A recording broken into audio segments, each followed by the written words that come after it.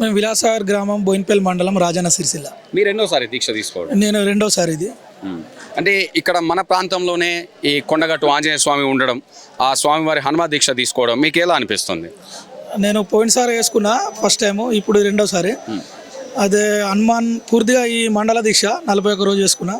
పూర్తిగా మనసు ధ్యానం అంతా స్వామివారి మీద ఈ 41 రోజు పెట్టి మేము ఈ దీక్ష అనేది మాల వేసుకోగానే ఒక సంకల్పం, అంటే మేము ఏదైతే మనసులో అనుకొని ఇది మాకు నెరవేరాలని చెప్పేసి మేము ఖచ్చితంగా ఈ మండల దీక్ష ధరిస్తామో అప్పటి నుంచి వెళ్ళి మేము మా బ్రహ్మముహూర్తంలో లేచి స్నానీళ్ళతో స్నానం చేసి స్వామివారికి పూజ ప్రొద్దున సాయంత్రము సూర్యకాలం అంటే సూర్యుడు అస్తమించిన తర్వాత ఇలా చేసుకుంటూ ఉంటాము. మధ్యాహ్నం ఒక పూట భిక్ష అంటే భోజనము, నైటు పాలు ఫ్రూట్స్ అల్పాహారం తీసుకొని నేలపైన పడుకుంటాము.